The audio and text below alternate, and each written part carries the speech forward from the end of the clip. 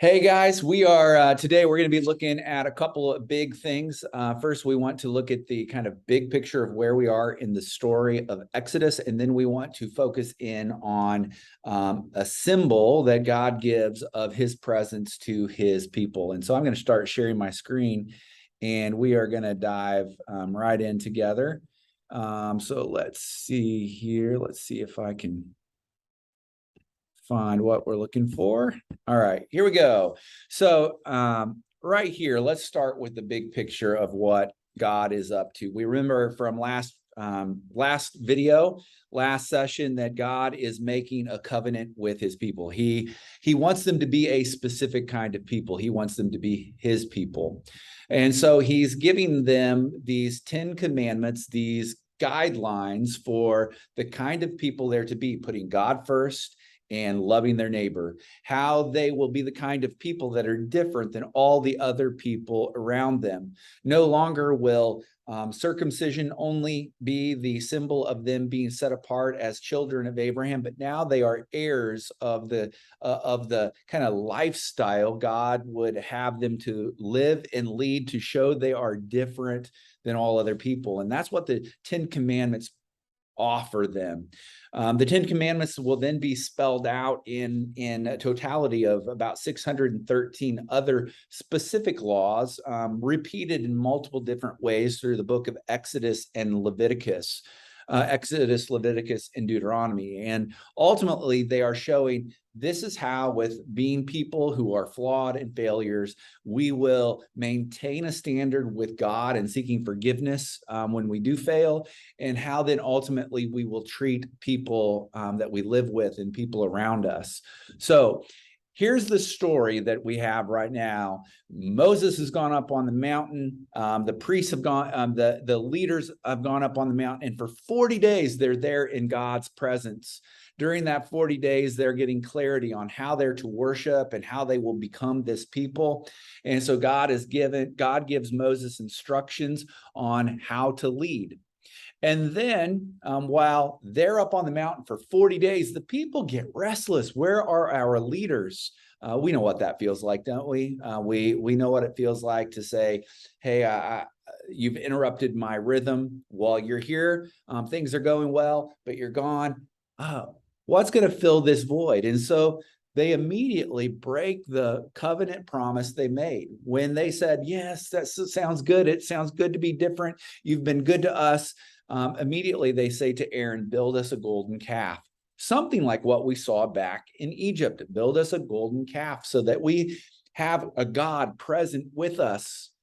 And in the background, God is thundering and smoking on top of this mountain. And Moses and these other leaders are there in his presence. And it's so ironic that they have this enormous visual of God's presence with them, but they want something finite that they can touch. And so they build a golden calf.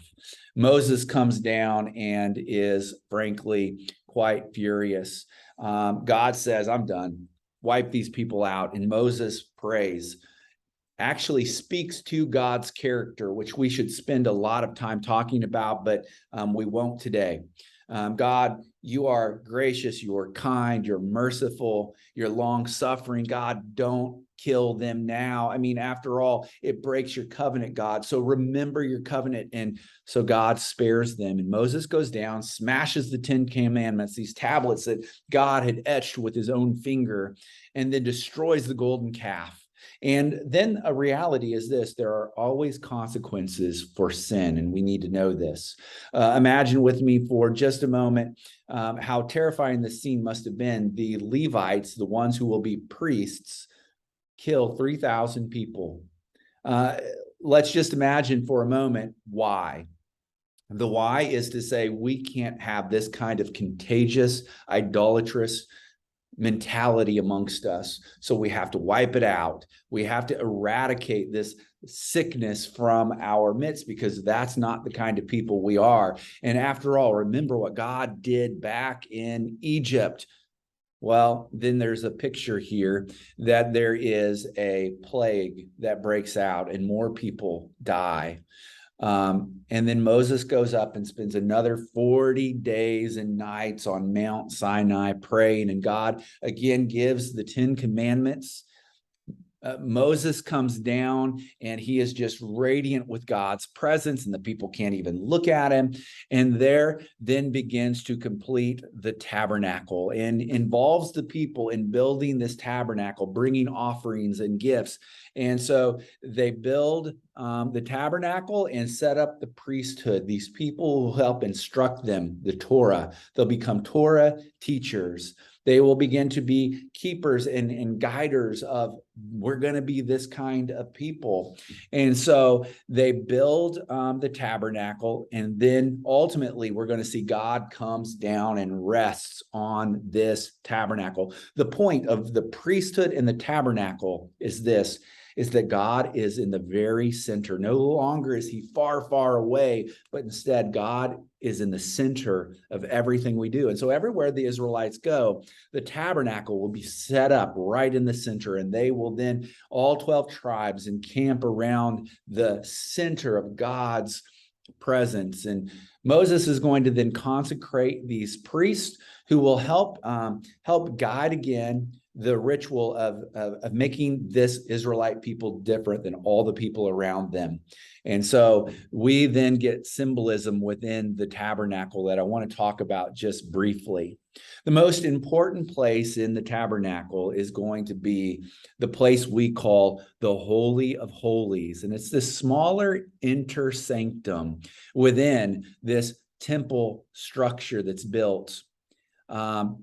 Here, this is a place where the smoke settles down and God's presence is there. And it's a visual picture that right here in this Ark of the Covenant, where the 10 Commandments are placed, and the 10 Commandments represent this. This is our marriage contract between God and us. These are the vows that we have made, like you would in a marriage ceremony. We're going to keep these. They'll be at the center of who we are, and they're placed in this holy box that then has a on top of it these angels, and this becomes a thing known as the mercy seat. And there will be sacrifices that will be brought into this most holy place one time a year to atone for, to cover the sins of all the people. There are several other important things here. You'll see them in the notes. I don't have time to cover each of them. But this structure, and you'll see this is an American football field. This is the size of this tabernacle that will be transported and set up everywhere they camp. If you have wronged a neighbor or a brother, you've stolen something, God will convict your heart, and you'll say, I need to atone for this. And you'll bring an animal. That animal will be slaughtered on one of these tables. The meat portion will be burned here as a fragrant offering. This is a place to wash and become clean. And inside there then is a menorah, 7-pronged candle that is to be kept burning night and day. Again, it is in the shape of a tree.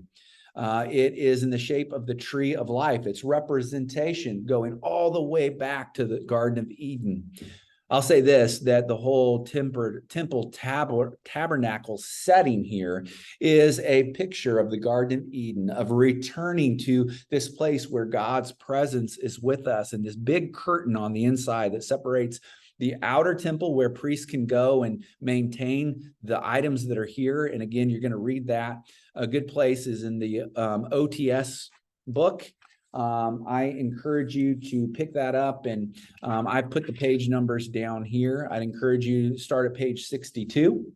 But with that being said, this represents the tree of life, and that God offers us life. And boy, there's symbolism, which we don't have a lot of time. 2 trees in the Garden of Eden, the tree of life, which God says you can go to anytime you want, and the tree of the knowledge of good and evil, stay away.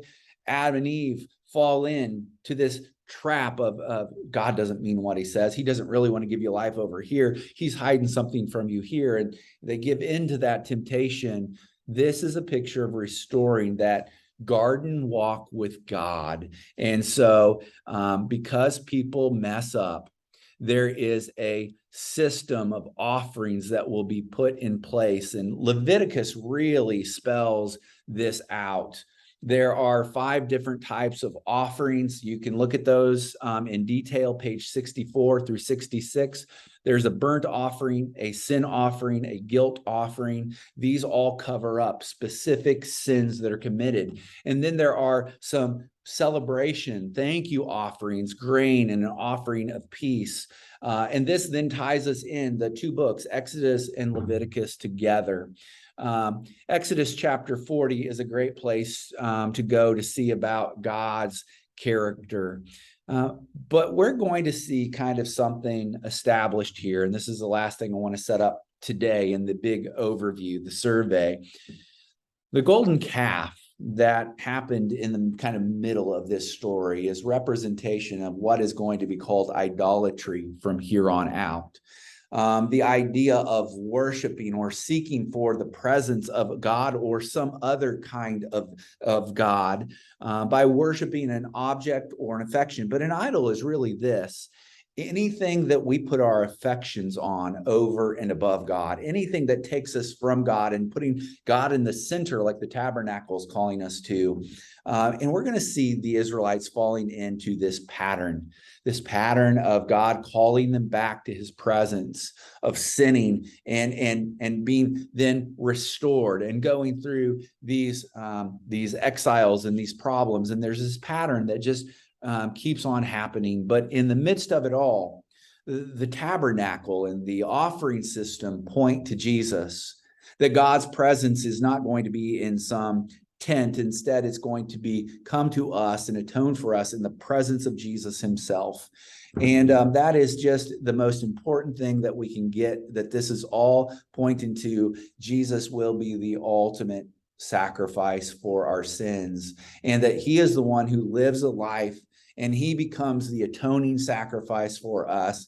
And again, that's what all of this points to. Hey, please check out Moodle. You know, you have an outline coming up. You know, there'll be a quiz that opens up Friday. It'll be open through Sunday. This one is for points. Appreciate you all. Thank you for working hard. Look forward to Monday getting back into a normal routine with you.